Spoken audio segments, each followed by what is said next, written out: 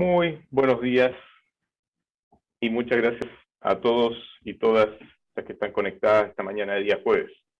Mi nombre es Carlos Fusto Sederra, soy director de la Alianza Chilena de Ciberseguridad y seré el moderador de este encuentro del Club Ciberseguridad 2021, comunidad organizada por Formación Ejecutiva del Diario Financiero y que tiene por objetivo la creación de un espacio estratégico para compartir conocimientos sobre los desafíos de ciberseguridad en Chile a nivel corporativo, este tema que ha estado tan en boga en el último tiempo. Esta iniciativa cuenta con el auspicio de Microsoft y se realiza con el respaldo de la Alianza Chilena de Ciberseguridad. Bueno, bienvenido a este cuarto encuentro de ciberseguridad en el sector financiero, donde abordaremos cómo las empresas de este sector están enfrentando los desafíos de ciberseguridad que les toca. Para esta conversión tenemos a tres importantes expositores, quienes nos contarán su experiencia y perspectiva del tema. Primeramente va a estar Victoria Beckman, directora de Seguridad Digital para las Américas de Microsoft. Luego expondrá don Cristian Guerra, gerente de Tecnología y Seguridad Informática del BCI. Y finalmente Pilar Fernández, que es abogada jefe de la Asociación de Bancos e Instituciones Financieras. El formato de este encuentro será una breve presentación de cada uno de nuestros expositores para luego pasar a un panel de conversación donde profundizaremos en este tema, a ciberseguridad en el sector financiero. Los invitamos a todos a hacernos sus preguntas y comentarios a través de redes sociales con el hashtag ciberseguridad.df, hashtag ciberseguridad.df, para ir haciendo sus preguntas que luego luego las presentaciones las haremos a los expositores. Bueno, y para comenzar, presento primeramente a Victoria Beckman, directora de Seguridad Digital para las Américas de Microsoft. Victoria es directora de Seguridad Digital para la región de las Américas. Su equipo se encarga principalmente de implementar estrategias para interrumpir, detener la ciberdelincuencia a través de acciones civiles y programas de concientización en ciberseguridad.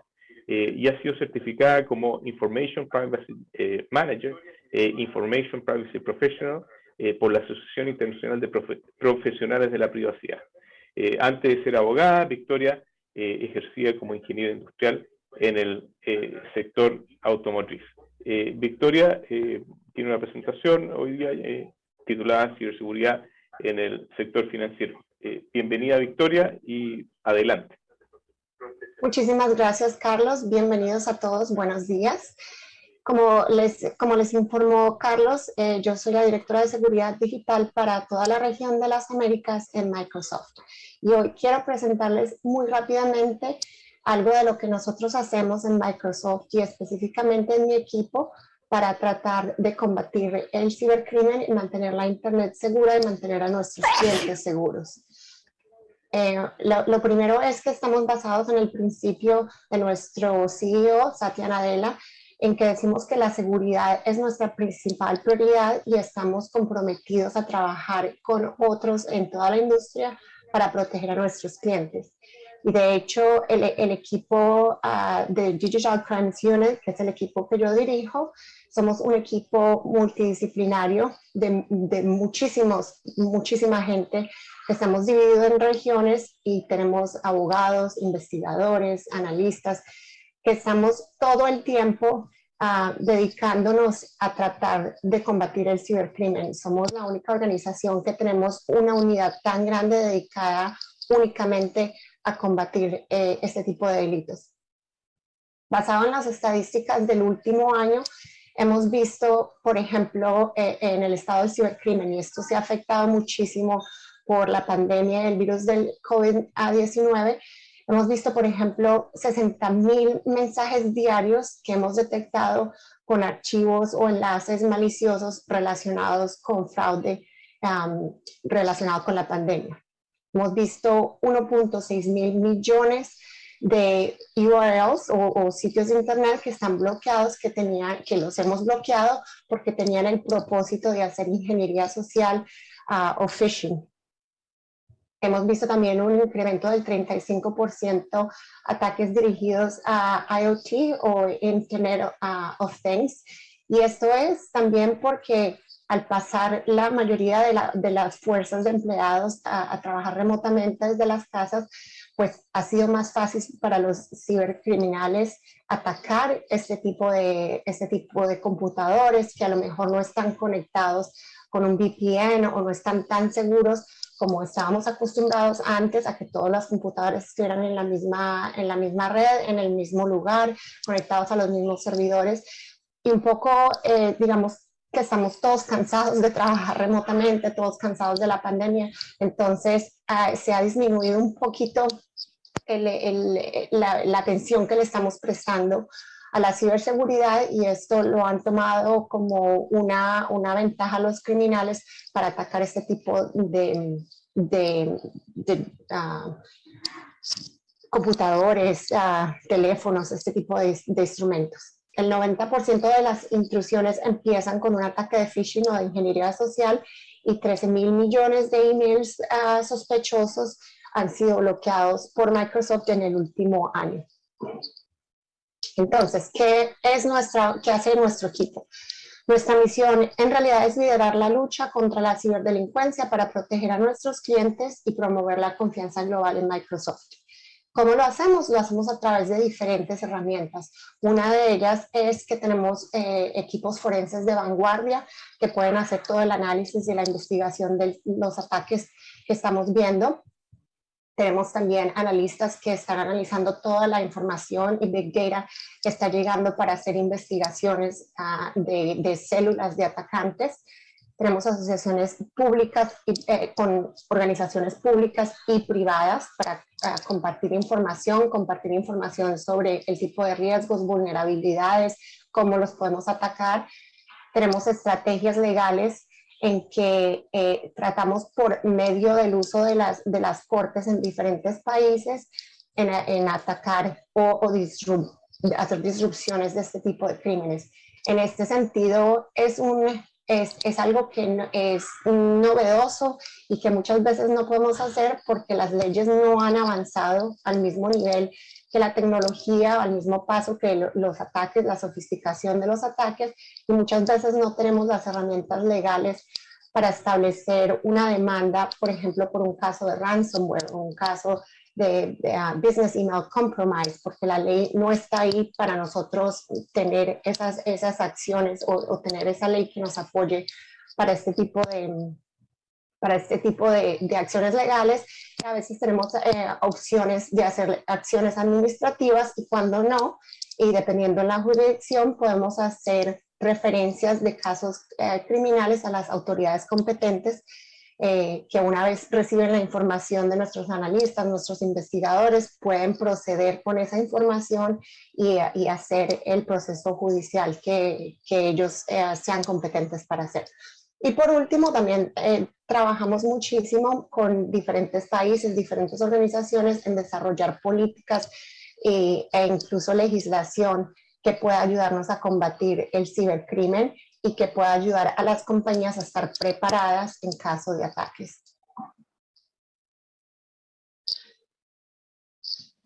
Nuestro equipo está concentrado en algunas estrategias en las que nos enfocamos. Entonces, como mencioné antes, tenemos Business Email Compromise. Es un tipo de ataque que afecta muchísimo al sector financiero y en el que recomendamos y trabajamos con las empresas para que cambien sus políticas internas y haya un mecanismo de control. Por ejemplo, cuando se hace se recibe un email que hay que cambiar la cuenta, hay que cambiar la información al que se va a mandar pagos. Trabajamos con las políticas internas de las organizaciones para tener ciberseguridad o higiene de ciberseguridad básica que pueda ayudarnos a combatir este tipo de crimen. También el uso malicioso de Azure o de la nube para cometer ese tipo de crímenes. Malware, y dentro de malware tenemos ataques por estados-naciones, y también tenemos ransomware dentro de los ataques, que también hemos visto un incremento de ransomware, sobre todo a la infraestructura crítica en el último año. También tenemos una parte de nuestro equipo que se dedica a combatir la explotación de menores en línea e imágenes de explotación de menores. un equipo que se dedica a las estafas de soporte técnico y otro que se dedica a las operaciones de Business Operation Integrity, que en realidad es el uso de productos para fraude y robo en cadenas de suministro. Por último, como lo mencionaba, nosotros hacemos todo esto en conjunto con diferentes organizaciones públicas y privadas que nos ayudan o nos colaboramos con el hacer investigaciones, coordinamos operaciones a nivel global, hacemos el envío de referencias criminales a diferentes organizaciones que nos pueden ayudar con la investigación e incluso más adelante arrestar y procesar judicialmente a una persona, y el uso compartido de inteligencia. Para esto, uno de nuestros programas claves es lo que nosotros llamamos CTIP o Cyber Threat Intelligence Program. Es un programa que compartimos con los CERTs y con ISPs también, y incluso diferentes instituciones bancarias, en el que podemos hacer notificación y recuperación de sistemas comprometidos. Entonces nosotros monitoreamos estos ataques, compartimos la información a través de un feed o una estación central en que el banco o la compañía puede ver todo este tipo de vulnerabilidades y de ataques que estamos viendo para poderlos solucionar antes de que pase algo más serio. Construimos inteligencia a partir de nuestras operaciones que hacemos de disrupción de botnets, que lo incluimos en nuestros productos y en las recomendaciones que les damos a nuestros clientes, y más o menos monitoreamos 65 millones de conexiones diarias para poder dar toda esta información.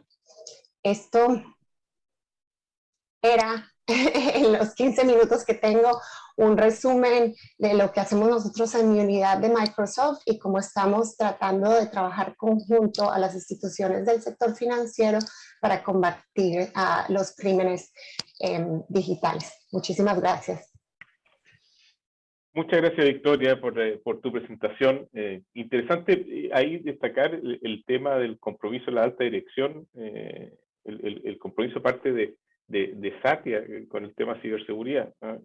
Entonces, eso es importante, que las organizaciones en general vayan entendiendo que esto no es un tema técnico, es un tema de negocio y que parte desde arriba. Bueno, vamos a estar profundizando después del panel en algunos de los puntos que tocaste y recibiendo las preguntas de nuestra audiencia. Les recuerdo que pueden realizar sus preguntas a través de redes sociales con el hashtag ciberseguridad.df. Bueno, a continuación va a estar con nosotros Cristian Guerra, gerente de tecnología y seguridad informática del BCI. Cristian es ingeniero de informática, magíster en tecnología de información y MBA de la excelentísima Universidad Técnica Federico Santa María. Posee más de 25 años de trayectoria profesional en tecnología y riesgo. Desde hace 5 años lidera el equipo de tecnología y seguridad informática del BCI, gestionando la gerencia de seguridad informática, arquitectura TI y la gerencia de desarrollo y mantención que existen en el banco. Ha sido parte desde sus inicios del proceso de transformación digital impulsado por el banco, con foco en nuevas tecnologías como cloud y prácticas como DevSecOps orientadas al desarrollo ágil. Dentro del ámbito de ciberseguridad, formó la gerencia de ciberseguridad informática del BCI el año 2016 con la implementación de los procesos de seguridad, gestión de seguridad de proveedores, el Red Team, framework de seguridad, arquitectura de ciberseguridad y el equipo de ciberdefensa interno del banco. Cristian va a estar con su presentación, ciberseguridad en la banca. Bienvenido, Cristian, y adelante. Muchas gracias. Muy buena presentación. Me oigo muy bien, ¿cierto? ¿Sí? Todo bien, sí, perfecto. Adelante. Muchas gracias. Bueno, para comenzar quiero recordar el contexto en el que estamos viviendo y el contexto que nos dejó la pandemia, ¿cierto? Dentro del entorno de riesgo digital. Lo primero que vemos es una digitalización acelerada, tanto de nuestros colaboradores, consumidores, socios, y proveedores que tuvieron que rápidamente subirse a un proceso de digitalización en sus organizaciones. Un aumento de la actividad de la amenaza cibernética, mayor actividad se vio explotando la crisis de la pandemia, aun cuando hoy en día siguen esos efectos, yo diría ya de forma permanente. De alguna u otra manera, también los ciberdelincuentes se tuvieron que reinventar y adaptar a este nuevo escenario. Por otro lado, la evolución de la respuesta y los distintos mandatos del gobierno, distanciamiento social, cuarentena, solo operando servicios esenciales, también han sido parte de este contexto. Otro tema no menor ha sido la interrupción de la cadena de suministro, donde ciberseguridad también ha tenido impactos, ya lo hemos visto, impactos globales en todo lo que es la cadena de suministro, y ciberseguridad también se ha visto afectado. En relación a los impactos sociales, la comunidad y los colaboradores estresados, ansiosos, también son parte de estos efectos que nos ha dejado esta pandemia. Dicho eso, y dado este contexto, revisemos cuáles son las tendencias que se nos ven o que se nos vienen de cara al 2022 y qué es lo que estamos viendo en relación a ello. Primero, el aumento y sofisticación de los ataques de ciberseguridad. El ransomware tendrá mucho mayor protagonismo. Las cadenas de suministro van a estar y van a seguir estando en el punto de mira de los atacantes. El aumento de presupuesto de ciberseguridad también es una realidad en la mayoría de las industrias, y la banca, por supuesto, no está ajena a eso. Mayor escasez de talento en ciberseguridad, esta alta demanda en general de personal de tecnología también ha ido afectando todo lo que es el talento de los profesionales de ciberseguridad. La incorporación y profundización de todo lo que es Machine Learning e inteligencia artificial es el siguiente paso. Y por último, el factor humano volverá a ser decisivo y va a seguir siendo importante como lo ha sido siempre, pero desde ahora en adelante, con todo este contexto que vimos de la pandemia, el trabajo remoto, todo lo que es las nuevas formas de trabajar, van a ser sumamente relevantes y van a seguir siendo mucho más relevantes en el futuro.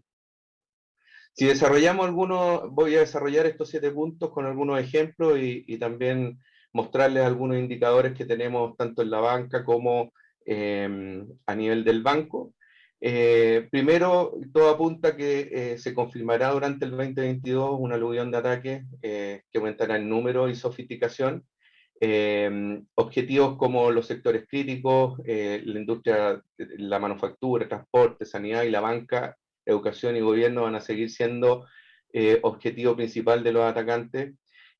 También todo lo que tiene que ver con el origen de los ataques y el objetivo de los ataques van a estar centrados en todo lo que es los móviles, los clientes y colaboradores, justamente por lo que les decía que ha cambiado la forma. Ahora ya las empresas no solo están circunscritas al lugar físico donde están trabajando, sino que todo lo que es el trabajo móvil, el trabajo remoto, está generando este nuevo frente de ataque.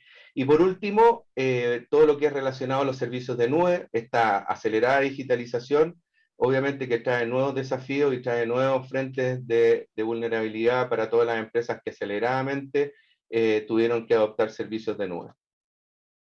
Aquí les traigo un ejemplo que es muy reciente, del 10 de diciembre, como ya se está viendo. Estamos terminando el 2021, vamos a partir recién el 2022 en pocos días, y ya se ha lanzado una vulnerabilidad de acero crítica que nos está teniendo hoy en día en jaque, que es una vulnerabilidad que ha sido llamada el Log4Shell, que la verdad que tiene en jaque a toda la industria de las tecnologías a nivel mundial, y que es bastante transversal a todas las plataformas y todo lo que es el mundo de las tecnologías.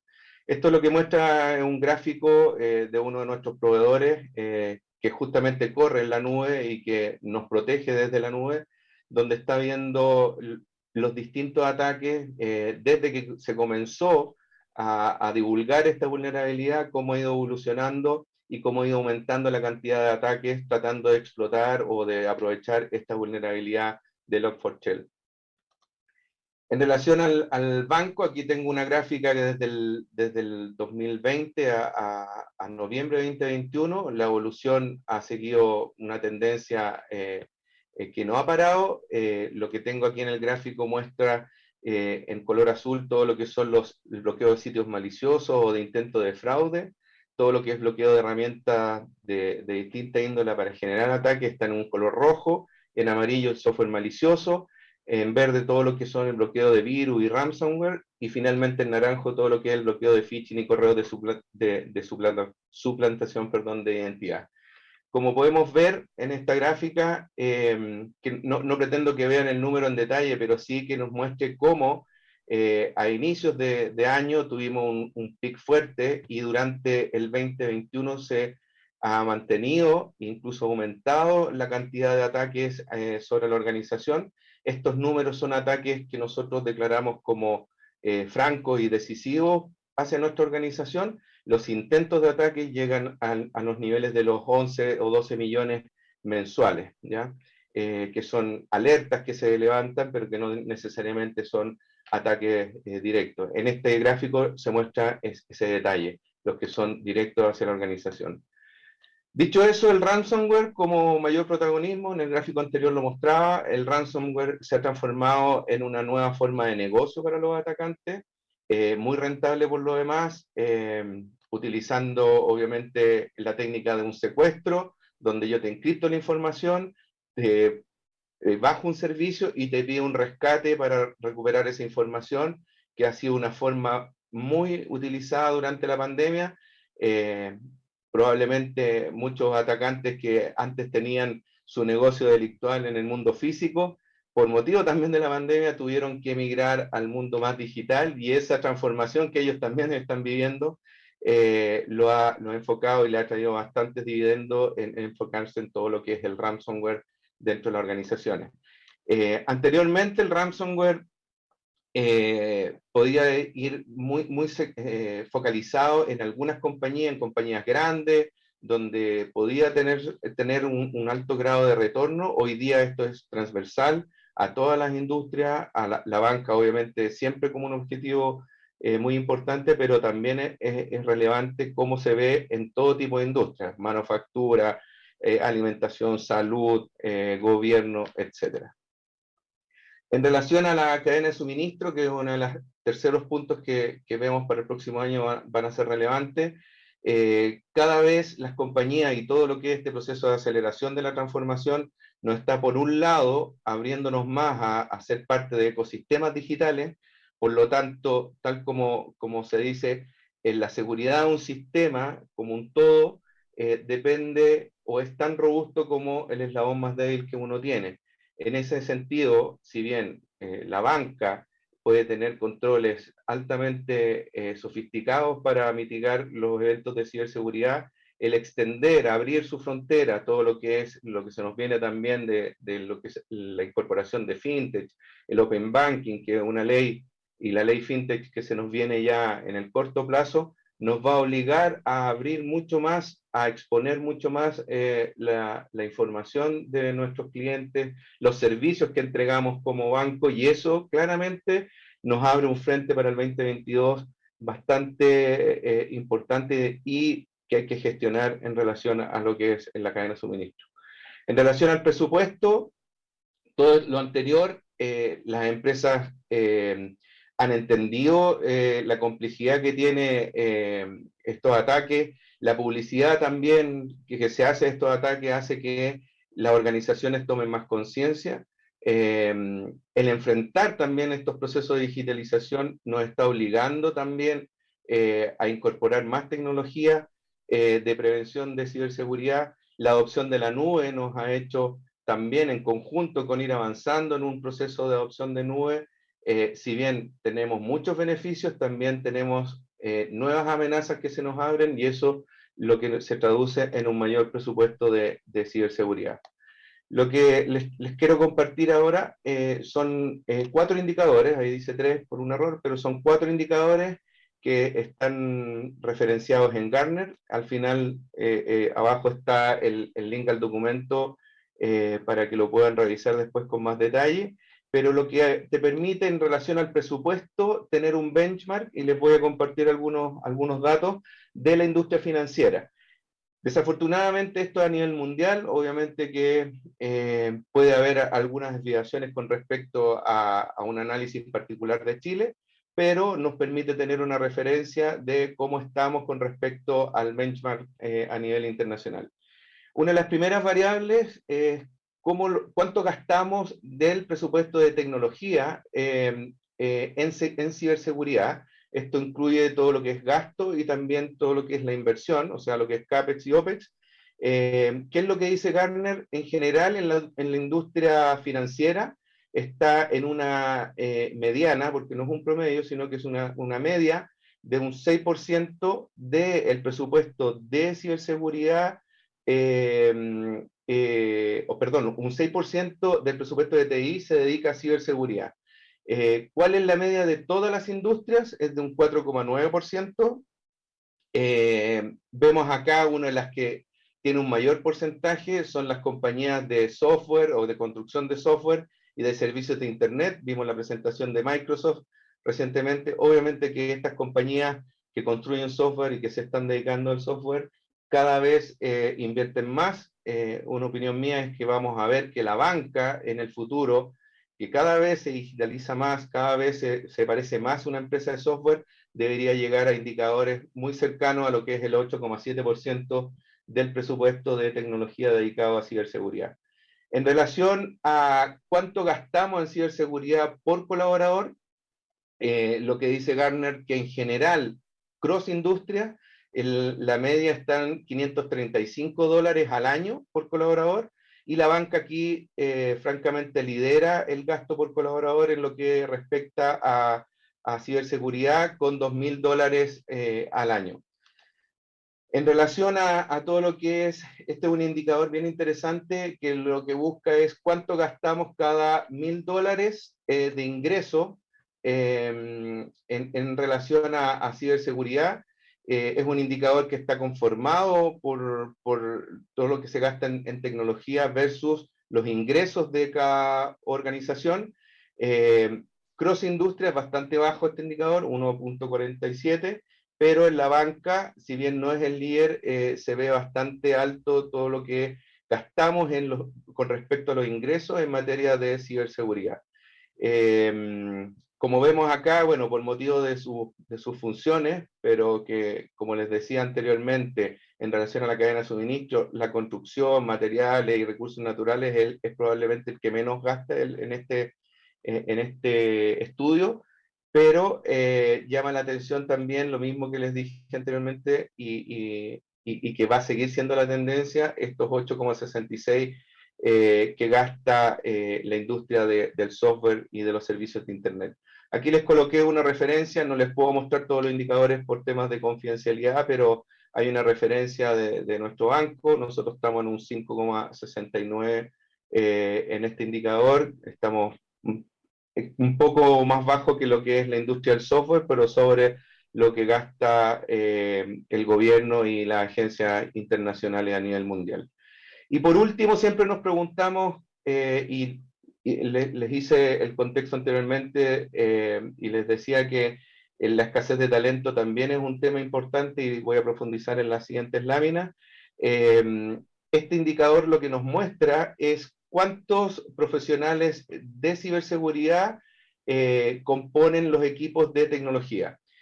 Aquí es un porcentaje, cross industria es de un 4,9%, en el caso de la banca y los servicios financieros es de un 5,5%. Esto significa que un 5,5% de la dotación de tecnología está dedicado de forma exclusiva a ciberseguridad. Este es el indicador del banco, estamos muy cerca de ese número. Ahora, estos benchmarks nos permiten tener una referencia, pero esto depende mucho del nivel de madurez, del nivel de externalización que uno tenga como organización, o de internalización de los servicios. Y por último, esto se los voy a dejar de referencia si quieren buscar un estudio. Hay un estudio de Deloitte que habla de 3 indicadores, básicamente son coincidentes con los que les mostré de Gartner. Este es un análisis de lo que gasta con respecto a los ingresos la banca a nivel mundial, un 0,6 para el año 2020, y el azul es el porcentaje de gasto con respecto al presupuesto de tecnología, es de un 9,4%, y por último el indicador de cuánto se gasta por colaborador en ciberseguridad habla de $2.688 al año. Les decía que el talento es importante, el talento cada vez se va a hacer más escaso, esta adopción acelerada de todos los servicios de nube, de cross industria, la verdad que eso sí fue transversal en la pandemia y ha sido una realidad durante el 2020 y 2021, nos hace que particularmente en Chile tengamos una escasez importante de profesionales de tecnología y los de ciberseguridad con mayor profundidad y mayor foco, porque obviamente es un nivel de especialización que es mucho más reciente que las otras áreas dentro de las tecnologías de la información. Aquí les muestro algunos datos de cómo lo hemos enfrentado nosotros como organización. La verdad que no hay una receta mágica, pero sí la capacitación y la autoformación de los propios colaboradores, de generar nuevas camadas de profesionales, de tomar programas de trainee que tenemos dentro de la organización de egresados de la universidad, nos ha dado buenos resultados. Este año hicimos 10.500 horas totales de capacitación y más de 300 colaboradores de TI pasaron por un proceso de capacitación. Ahí aprovecho a comentar que tenemos una alianza con Microsoft donde ellos nos han colaborado bastante entregando programas y entrenamiento que nos ayuda a subir el nivel de profesionalismo de nuestros colaboradores. Y por último, en BCI somos cerca de 11.000 colaboradores y el 100% de los colaboradores han pasado durante el año al menos en un entrenamiento de ciberseguridad o de sensibilización de lo que es materia de ciberseguridad. El siguiente punto, dentro de los 7 que les hablé al principio, es el uso y la profundización de todo lo que es Machine Learning, inteligencia artificial. Creemos que este es el siguiente paso, nosotros como organización ya lo estamos adoptando y creemos que tenemos que profundizar.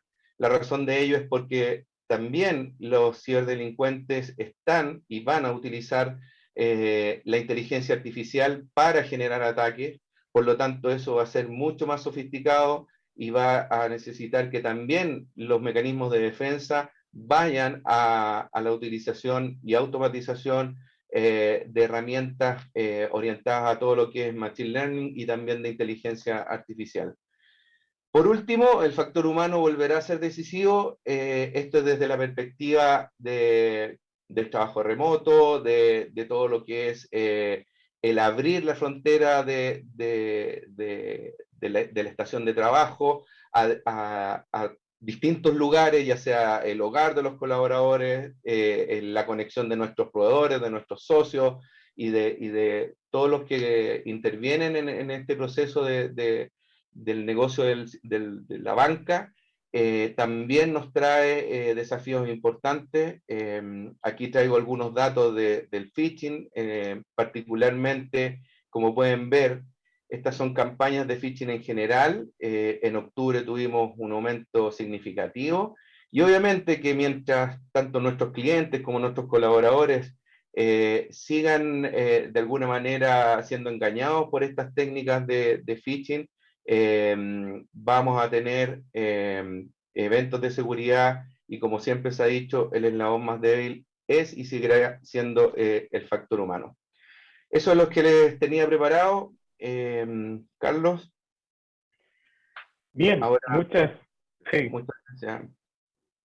gracias. Gracias Cristian por la presentación. No se me había ocurrido pensar que con la pandemia los ciberdelincuentes también se tuvieron que ir a la casa y tuvieron que reinventarse y transformarse digitalmente. Así fue. Y muchas gracias por los números, porque siempre uno está ahí como, oye, mira, invierte un poquito más, invierte un poquito menos, estoy bien, estoy mal, digamos. Entonces eso por lo menos te permite tener una idea. Muchas gracias por la presentación, Cristian. Vamos a estar haciendo preguntas al final del panel. Los invitamos a realizar estas preguntas a través de redes sociales con el hashtag ciberseguridad.df. Bien, ahora para nuestra última presentación tenemos a Pilar Fernández. Pilar es abogada de la Pontificia Universidad Católica de Chile y tiene un Master of Science in Management de la Universidad de Rochester en Nueva York. Tiene una larga trayectoria y actualmente se desempeña como abogada jefe en la Asociación de Bancos e Instituciones Financieras. Pilar nos va a presentar ciberseguridad en el sector financiero. Bienvenida, Pilar, y adelante con tu presentación. Muchas gracias, Carlos. Bueno, con esta presentación espero complementar lo expuesto por Victoria y Cristian sobre el tema, pero desde un enfoque más normativo y de políticas públicas que promuevan la adopción adecuada de buenas prácticas en temas de ciberseguridad. Entonces, en primer lugar, solo reiterar algunos datos que dan a entender la necesidad de destinar parte importante de nuestros esfuerzos y capacidades a temas de ciberseguridad. A nivel mundial existe un reporte, el Global Risk Report, emitido por el WEF, el del año 2021, lista una serie de temores o riesgos identificados por más de 700 expertos y tomadores de decisiones en la materia, y dentro de estos riesgos se identificaron dos riesgos asociados a la materia, que son fallas en ciberseguridad y problemas de infraestructura tecnológica. Ahora, este último reporte también identifica como riesgo tecnológico a nuevas problemáticas que han surgido ante el avance explosivo del uso de tecnologías con motivo de la pandemia. Así se identifica la concentración de control digital y la desigualdad en el acceso digital como un riesgo tecnológico, lo cual es sumamente llamativo. Luego vamos al contexto regional. Vemos cuáles son los riesgos identificados por las empresas en Latinoamérica, en donde se identifica principalmente el uso de códigos maliciosos, robo de información, y así vemos un listado de amenazas. Ahora, solo para dar cuenta del riesgo, del potencial impacto que tiene este tipo de riesgos, de acuerdo a un estudio elaborado sobre más de 500 filtraciones en 17 países, el costo promedio de una filtración de datos es de 3,6 millones de dólares. Ahora, este valor para el sector financiero se aumenta a 5,8 millones de dólares. Ahora vamos al contexto nacional, en donde si comparamos a Chile con la región, al menos en el riesgo asociado a malware, vemos que no estamos tan mal, lo cual nos da un respiro. Pero, como comentaba Cristian y Verónica, las amenazas van creciendo cada vez más, hay mayor sofisticación en este tipo de ataques, entonces no podemos bajar la guardia en este tema. Ahí solamente como referencial las noticias que se van dando sobre el tema. Ahora, tomando en cuenta este contexto, vamos a evaluar cuáles son las herramientas normativas que promueven en las empresas la adopción de buenas prácticas en ciberseguridad. En primer lugar, tenemos la normativa transversal, que esto aplica no solamente al sector bancario, sino que a todos los sectores. Acá, la gran mayoría ya lo conoce, contamos con la Ley de Datos Personales, la cual data de 1999, que a su vez se basa en una normativa europea de 1984. Eso solamente para que dimensionen la vigencia de la norma. Luego está la Ley de Delitos Informáticos del 93, la Ley sobre Firma Electrónica del año 2002, y también hace unos años se desarrolló la Política Nacional de Ciberseguridad. Ahora, al evaluar estas tres leyes, identificar que estas tres leyes vendrían a ser todo el marco legal bajo el cual se obliga a las empresas a adoptar medidas de ciberseguridad, queda en evidencia que este resulta insuficiente, no solo por lo desactualizado, sino que también por lo inorgánico. O sea, estas normas no tienen como foco principal el abordar los riesgos asociados a temas de ciberseguridad. No existe una institucionalidad o normativa que tenga por objeto principal este tema. Estos solamente abordan el tema como para apoyar el propósito de cada una de estas normas, pero no permite que la autoridad pueda enfocarse a este trabajo y tomar en consideración los riesgos particulares de cada sector. Ahora, sobre la actualización de la normativa, hay ciertos esfuerzos en el Congreso. Vemos que está el proyecto de ley de datos personales, el cual sería un gran avance. Lamentablemente este se presentó en el año 2017, aún sigue en primer trámite constitucional, así que queda mucho por recorrer aún en el Congreso. Por otro lado está la actualización de la ley de delitos informáticos. Ahora esta está ya en tercer trámite constitucional, es el trámite final. así que esperamos que sea ley primer semestre del próximo año, y así vemos otros ejemplos. Ahora han existido ciertos anuncios de presentar proyectos de ley específicos en la materia, pero a la fecha no se han identificado mayores luces sobre el tema. Ahora vamos al sector bancario. El sector bancario, al ser un sector regulado, resulta ser la autoridad, en este caso la Comisión para el Mercado Financiero, la entidad responsable de velar por el correcto funcionamiento del mercado financiero y la fe pública. Así, esta comisión, la CMF, es quien debe definir las normas y exigencias en la materia de prevención de estos riesgos. De este modo, podemos identificar diversos capítulos dentro de la RAN, que es la recopilación actualizada de normas de la CMF, que incorporan exigencias en esta materia. Estas exigencias lo que buscan es establecer mecanismos para que las empresas gestionen los riesgos operacionales que afecten tanto la continuidad del negocio como la seguridad de la información. No voy a entrar a explicar la normativa para no aburrirlos tanto. Tenemos distintos capítulos, está el capítulo 29 de gestión de continuidad de negocio, el 28 sobre información de incidentes, el 1.13 relativo a clasificación de gestión y solvencia, que toma en cuenta riesgos operacionales al minuto de realizar estas evaluaciones. Capítulo 27, sumamente pertinente, que regula la externalización de los servicios. Y el último, que se emitió el año pasado, que es el capítulo 20.10 sobre gestión de seguridad, la información de ciberseguridad. Listo, eso para no latearlos más. Ahora, ¿por qué resulta... ¿qué resulta destacable dentro del sector bancario sobre la implementación y la exigibilidad de estas exigencias? Es que su infracción o su cumplimiento o incumplimiento de parte de la banca no solamente se traduce en multas o sanciones por parte de la autoridad, sino que además los incidentes operacionales que se traduzcan en pérdidas para un banco se traducirán necesariamente en mayores requerimientos de capital, lo cual claramente implica un mayor costo para la empresa, que va más allá del costo asociado al riesgo o a la ocurrencia de este tipo de eventos. ¿Esto por qué? Porque a partir de este mes, de diciembre del 2021, el riesgo operacional de los bancos pasa a ser considerado la determinación del activo ponderado por riesgo, que es el elemento que te permite establecer los requerimientos de capital mínimo exigible a cada banco. Antes, o sea, esto fue una actualización que se implementó para actualizar la normativa chilena Basilea III. Antes de esto solamente se establecían requisitos tomando en cuenta el riesgo de crédito. Ahora se toman en cuenta otros riesgos, entre ellos el riesgo operacional. ¿Cómo opera esto? Los activos ponderados por riesgo operacional de cada banco se determinan multiplicando dos componentes. Primero vemos el circulito verde, que ese indicador, ese elemento, identifica el tamaño del banco, y luego el otro elemento identifica las pérdidas del banco asociadas a este tipo de eventos operacionales. Ahora, es sumamente relevante tomar en cuenta cómo se compone este elemento. Este componente toma en cuenta pérdidas operacionales que, cuando se implemente de manera plena esta norma, tomará en cuenta información hacia 10 años hacia atrás. Por lo tanto, la ocurrencia de un incidente con altos costos para un banco se va a traducir en mayores requerimientos de capital en un lapso de 10 años. O sea, ese es el impacto que tiene este tipo de eventos para la banca en particular.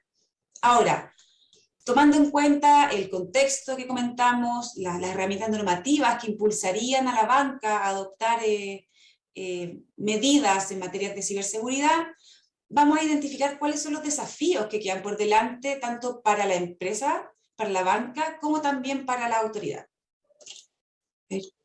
Ahí. En primer lugar, el gran desafío corresponde a la necesidad de abordar el tema de manera transversal, regular la seguridad de la información y la continuidad operacional en el sector financiero no es suficiente. Es necesario emparejar la cancha con otros sectores y aplicar los mismos estándares para del fondo evitar riesgos que la banca sufra, o sea parte del riesgo colateral de otros sectores. ¿Esto qué significa? Significa implementar una ley marco de ciberseguridad, establecer estándares y prácticas equivalentes entre todos los servicios públicos. La CMF tiene altos estándares, pero debiesen replicarse en el Ministerio Público, en la PDI y así en otros servicios. Y además se debe permitir al regulador abordar los riesgos y amenazas no solamente del ente regulado, sino que también de entidades o actividades que quedan fuera del sector financiero, pero que impactan a la banca. Se pueden identificar ciertas Big Tech o proveedores. Existe la RAM, está el capítulo de la RAM 27, pero claramente no es suficiente. En segundo lugar, bueno, ya lo mencionamos, debemos actualizar nuestra norma. O sea, estamos realmente a años luz de lo que son buenas prácticas en materia de leyes. Aparte, no podemos pensar en avanzar en una ley fintech, la cual propone un sistema de banca abierta sin una adecuada protección de la información personal. ¿Por qué? Porque la ley de datos personales, con un mecanismo de fiscalización efectiva, es un mecanismo fundamental para fomentar la implementación de buenas prácticas a nivel completo del sector, no solamente de la banca. Otro desafío es la generación de incentivos adecuados aplicables a todos los agentes relevantes del sector.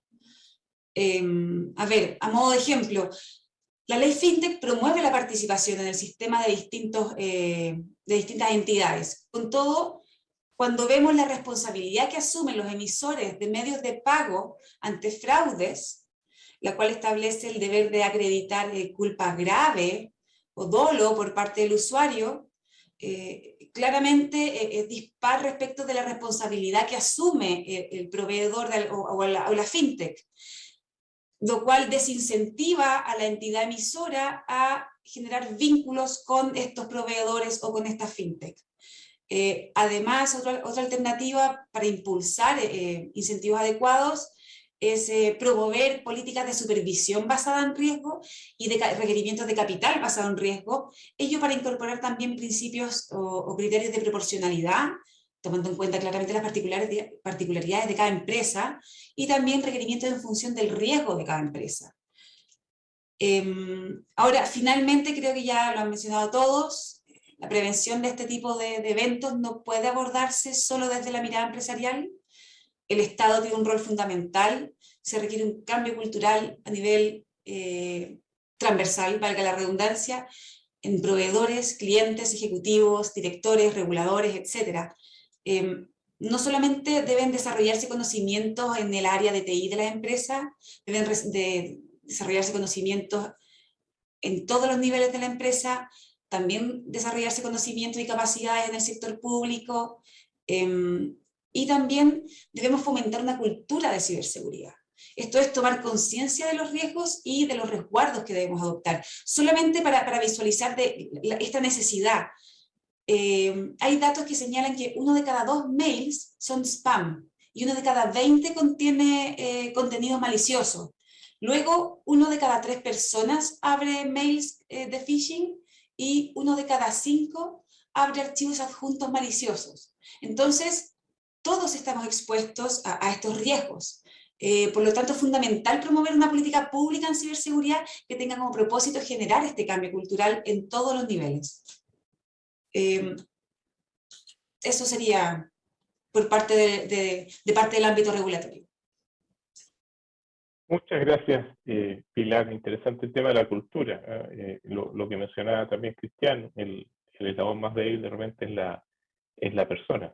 Ahora vamos a entrar en la parte de la presentación, que es el panel, donde vamos a tener la oportunidad de hacerle preguntas a nuestros expositores. Les recuerdo que pueden hacer sus preguntas a través de las redes sociales, a través de Twitter, utilizando el hashtag ciberseguridad DF. Los invito a hacerla y bueno, vamos a partir con una pregunta general al panel y quizás partir contigo, Pilar, y luego Victoria y Cristian pueden complementar. ¿Cuáles son los desafíos para el sector financiero en materia de ciberseguridad? Mira, yo creo que el principal desafío es abordar el cambio tecnológico estoy pensando a corto plazo, el cambio tecnológico que se ha dado con la pandemia. Ya hay que asumir que el outsourcing es el mecanismo a través del cual está operando la banca, las fintech que están tomando un rol más importante dentro de los servicios que se proveen a la banca. Entonces tenemos que desarrollar una política interna de ciberseguridad que tome en cuenta el rol de estos terceros, ya que aun cuando uno puede realizar, no sé, evaluaciones como la AT205 sobre esto, que involucren y que los hagan parte de esta política interna para prever este tipo de riesgos. Yo creo que el gran desafío es integrar a los proveedores dentro de esta cultura interna de cada una de las empresas. Ahora, a nivel ya de mediano plazo, es urgente los cambios legislativos y es urgente el rol, o sea, es urgente que el Estado asuma el rol que tiene que tomar en esta materia.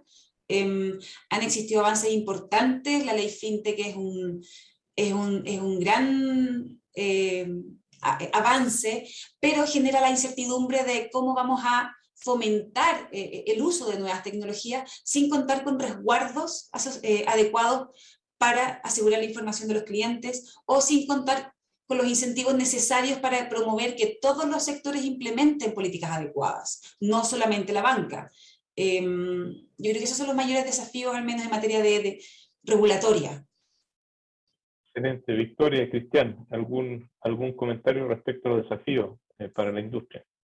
Gracias, Carlos. Yo quisiera añadir un par de cosas. Estoy completamente de acuerdo con lo que dijo Pilar, pero también añadiría a este desafío el hecho que la mayoría de ataques que estamos viendo últimamente están orientados a atacar infraestructura crítica. El sector financiero obviamente es considerado como uno de los que son parte de esta infraestructura crítica, y esto también significa que estos ataques son más a nivel global. O sea, no nos estamos preocupando simplemente por cosas que estén sucediendo en Chile, por ejemplo, sino que los atacantes están ubicados en diferentes jurisdicciones, las leyes que aplican son no solo leyes locales, sino leyes globales, hay problemas de atribución y de tener autoridad en diferentes países. Entonces, las compañías que están dentro de la industria financiera tienen que pensar en la ciberseguridad como algo que no solo es parte del negocio, sino algo en que hay que pensar a nivel global y considerar todas las las amenazas potenciales que se dan no solo en Chile, sino desde cualquier otro lugar. Obviamente eso se le añade el hecho que este tipo de ataques están incrementando en el grado de sofisticación y en el alcance que tienen a las víctimas, en que son alcances a mayores víctimas, en que están atacando la cadena de logística, por ejemplo, y que no solamente se tiene el banco X en mente o el banco Y, sino que se está atacando a la cadena de suministro para que las consecuencias incluyan a todo el sector. Bien. Cristian. La verdad que muy en línea en lo que ha dicho Pilar y Victoria. Creo que todo lo que nos está abriendo como sector financiero a nuevos actores, a la incorporación de nuevos players, el aperturar todo lo que se viene de Open Banking, de la ley FinTech, obviamente que nos va a abrir unos nuevos desafíos de ciberseguridad.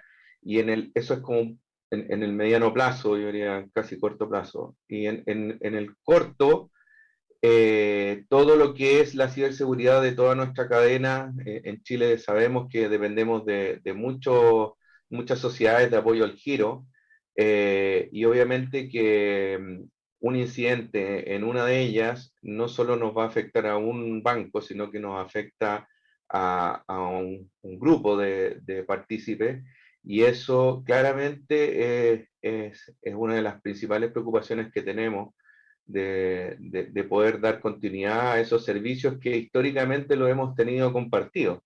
Yo creo que ahí están los principales desafíos hoy en día. De alguna manera, igualar los niveles de seguridad en estas distintas organizaciones o partícipes del ecosistema bancario.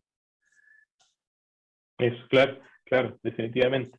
Y bueno, se ve como un tema complejo porque no es solo la ciberseguridad de tu institución, sino que está embebida dentro de un ecosistema. Y ahí tú habías mencionado de repente la dificultad para conseguir talentos dentro del espacio de ciberseguridad, y probablemente tienes que desarrollar un ecosistema de ayuda, y ahí tienes que definir cuáles son las actividades que haces tú como banco, qué es lo esencial que tienes que hacer como banco, y dónde buscas apoyo de otros proveedores, y outsourceas ciertas funciones de todas las funciones que hay que hacer dentro de ciberseguridad. Y ahí la pregunta que se hace es ¿cuáles son las actividades que una empresa del sector necesariamente debe outsourcear o prioritariamente debe outsourcear, y cuáles definitivamente no, y por qué? No sé, si quieres tomo yo esa... Sí, esa era para ti, Cristian, justamente. Mira, yo creo que no hay una respuesta única, pero sí depende mucho del nivel de madurez que tenga la organización y el tamaño. Si somos una organización que estamos apalancados en servicios de nube, donde tenemos un alto componente de servicios de seguridad de tipo SaaS o de entrega de servicios externalizados, obviamente que la función de ciberseguridad puede ser un equipo más pequeño, puedo tener un mayor nivel de externalización. No así cuando somos organizaciones más grandes, más complejas. Tenemos todavía una arquitectura tecnológica híbrida donde tenemos temas en la nube, tenemos temas on-premise, obviamente que se hace mucho más complejo y hay mucha más necesidad de tener algunas actividades con outsourcing y otras con la ejecución interna. En relación específico a tu pregunta, creo que hay actividades como, por ejemplo, la ejecución de ethical hacking o test de intrusión. Creo que es bueno tenerlo fuera.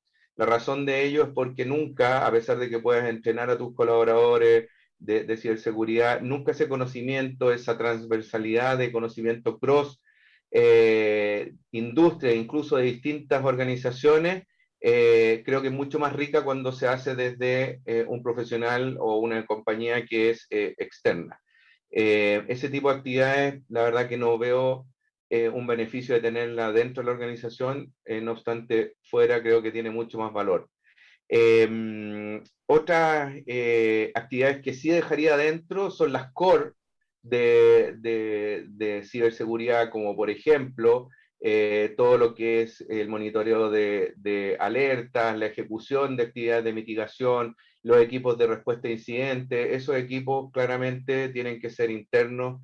Difícilmente alguien de fuera te puede ayudar solo cuando está sobrepasado, pero que ha ocurrido en algunas organizaciones, pero creo que esa capacidad tiene que ser interna, o sea, las funciones core de ciberseguridad tienen que ser internas.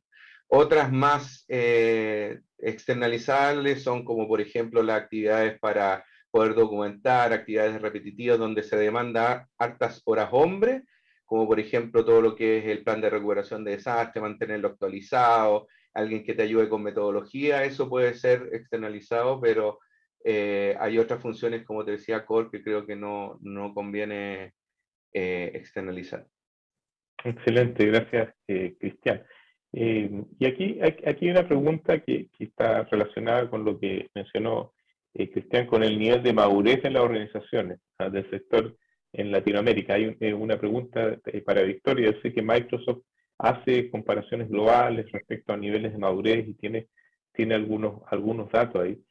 Pero desde el punto de vista de Microsoft, ¿cómo está el nivel de madurez de las organizaciones del sector en Latinoamérica en comparación, por ejemplo, con organizaciones de Estados Unidos u Europa? ¿Y cuáles son los principales aspectos que deberían considerar las empresas del sector en Latinoamérica para mejorar su madurez? Gracias, Carlos. Bueno, aunque Latinoamérica y el Caribe en general han mejorado muchísimo sus capacidades de ciberseguridad desde más o menos el 2016, el nivel de madurez promedio de la región todavía está bajo, está medio en una escala que tenemos, o bueno, que desarrolló la OEA con el Banco Interamericano de Desarrollo, coloca a Latinoamérica y al Caribe en una escala de más o menos 1 o 2, cuando el puntaje es hasta 5. O sea que eso es más o menos una etapa inicial, y el nivel 5 sería una etapa avanzada. Lo que hemos visto, las tendencias que hemos visto es que los países de Latinoamérica han comenzado como a formular iniciativas de seguridad cibernética, han incluido medidas de creación de capacidad o de ese talento humano que se necesita. Y algunas de ellas incluso se han implementado, que es lo más importante, no solo escribirlas y hablar de ellas, sino implementarse, pero muchas veces no se ha implementado de una manera organizada, sino comenzamos a hacer esto porque teníamos que hacerlo.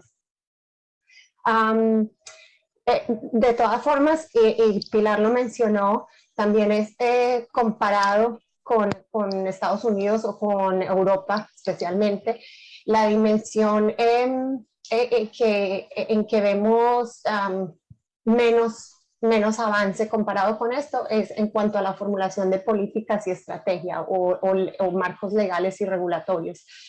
Pues como vemos en Europa está muy avanzado, esto incluye también leyes no solo de ciberseguridad sino de privacidad, y con un enfoque un poco más integral, que incluyen diferentes desafíos de privacidad y de seguridad de la información. En ese sentido estamos más atrasados en Latinoamérica y tenemos que continuar esa formulación, esa cooperación entre los países para poder compartir información sobre vulnerabilidades y amenazas y establecer mecanismos de monitoreo y de análisis de la información. Claro, claro, es cierto eso, Victoria, que tú mencionas, que en Europa y en Estados Unidos hay mucho más regulaciones. Y hablando un poquito de regulaciones, una pregunta para Pilar. ¿Cómo piensas que afectará la nueva ley de protección de datos personales a la industria? Mira, yo creo que cualquier avance en materia legislativa va a ser positiva. Claramente uno puede identificar ciertas dudas respecto a cómo se van a implementar, pero nuestra legislación es más que deficiente. No puede ser que estemos operando y que tengamos un sistema financiero o sistemas de medios de pagos amparados en este modelo de protección. Por eso yo creo que va a ser un avance. Ahora, yo creo que lo han comentado mucho, una cosa es la ley, lo que se escribe en la ley puede ser muy bonita, puede ser perfecta una normativa, pero esto requiere de capacidad humana, esto requiere de trabajo público-privado, de conocer estas amenazas, de involucrarse en la industria, en las distintas industrias, y eso tampoco lo hemos visto de parte de la autoridad. Cuesta generar estos vínculos de confianza y creo que falta generar esas instancias. Es por lo tanto, más allá de la ley, aun cuando va a ser un aporte, yo creo que nos quedamos cortos. Acá, dado que requiere un cambio cultural, no podemos solamente contentarnos con un buen marco normativo. Obviamente miramos a Europa como un gran modelo, pero si no tenemos esa cultura a nivel transversal, y a nivel transversal me refiero a desde el funcionario de la PDI, en el control de la prueba que se levanta en algún caso, el Ministerio Público, cómo accede a los datos de bancos, la CMF, cómo resguarda la información, y también cómo los otros proveedores manejan esta información de carácter sensible. Claramente, si no avanzamos en eso, nos vamos a quedar cortos y no va a ser suficiente esta ley. Excelente, gracias Pilar. Cambiando un poquito de tema, aquí hay una pregunta para Cristian, de nuevo, y una pregunta práctica, ¿no? Dado que con la pandemia un poco la banca tuvo que desarrollar nuevos servicios digitales en forma rápida y quizás adoptar en forma acelerada métodos ágiles que consideran el DevOps, el desarrollo y la operación continua de aplicaciones, y esta metodología de DevSecOps Si tuvieras que hacer alguna recomendación a aquellas organizaciones del sector financiero u otros, digamos, que están recién comenzando en este aspecto del camino que tú has recorrido, ¿cuáles son los principales aspectos a tener en consideración para evolucionar de un esquema antiguo que es en cascada hacia este esquema? ¿Cuáles deberían ser las prioridades? ¿De qué se debería preocupar la persona que está liderando este tipo de iniciativas? Bueno, gracias por la pregunta. Quisiera hacer la distinción que independiente de la metodología de desarrollo, o sea, si es ágil o cascada, igual puedes tener implementado prácticas de delivery continuo o DevSecOps, ¿ya? Obviamente van de la mano, pero también se pueden tener implementado DevSecOps independiente de la metodología que tú quieras tener de desarrollo.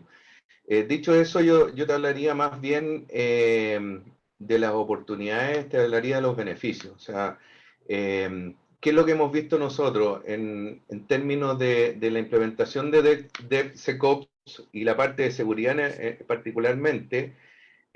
Antes, cuando construíamos software, todo lo que son las pruebas de seguridad se hacían al final, junto con las de QA.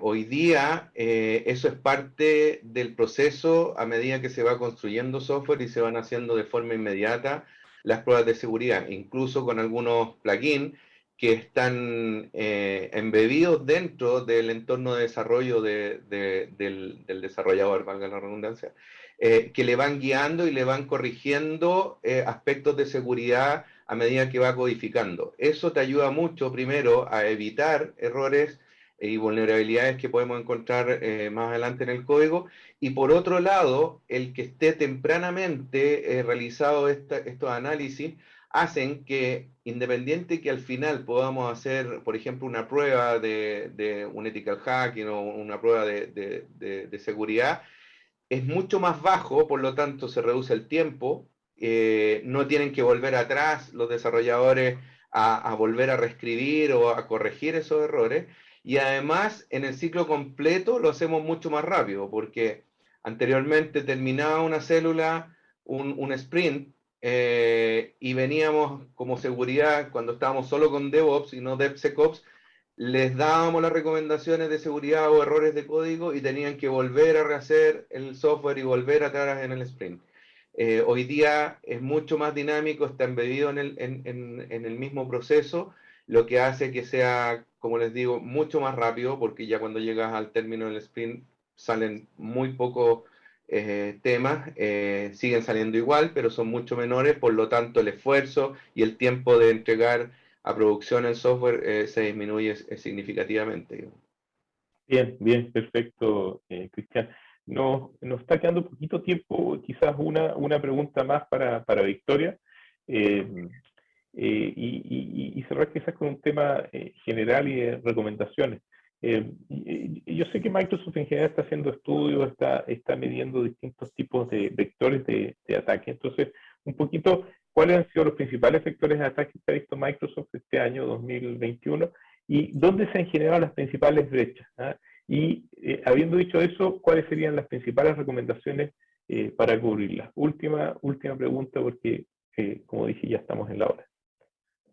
Muchas gracias. Sí, en realidad nosotros estamos constantemente midiendo esto, y el vector de ataque más utilizado es, sin lugar a dudas, phishing. El phishing es responsable de más o menos 70% de las filtraciones de datos que nosotros vemos en diferentes formas de phishing.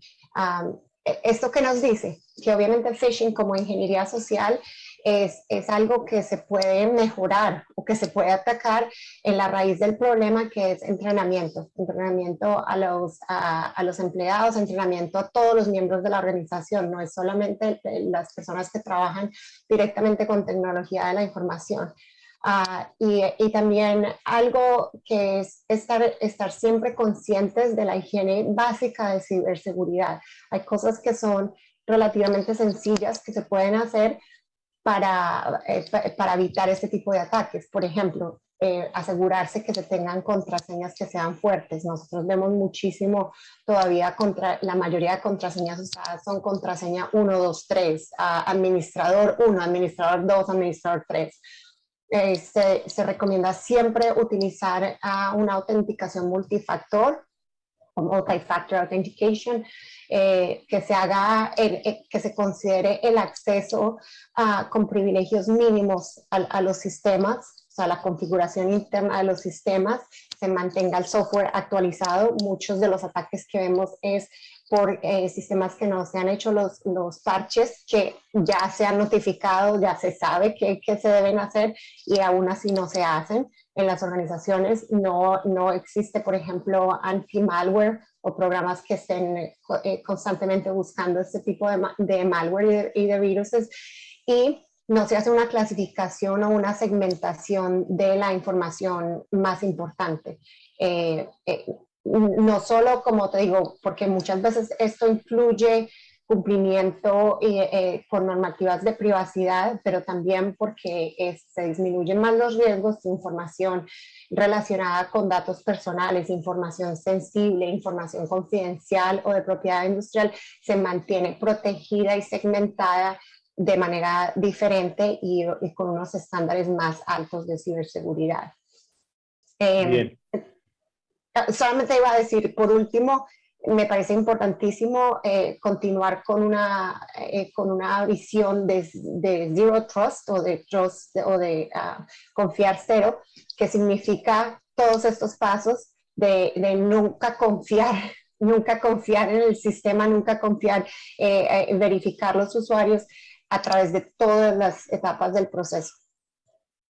Excelente, gracias Victoria. Bueno, estamos ya en la hora. Muchas gracias Victoria Beckman, Cristian Guerra y Pilar Fernández por acompañarnos esta mañana, por presentar esta mañana y por responder estas preguntas. Quedaron algunas preguntas en el tintero de la audiencia. Sin duda es un tema apasionante. Y un tema que da mucho, da para mucho para conversar. Gracias por estar con nosotros en este cuarto encuentro del Club de Ciberseguridad de este año. Sin duda quedan desafíos por hacer y este tipo de conversaciones son interesantes para un poco ir evolucionando y avanzando en nuestro nivel de conocimiento, en nivel de madurez respecto al tema de ciberseguridad. A nombre de Formación Ejecutiva del Diario Financiero, agradezco a todos y toda su participación el día de hoy.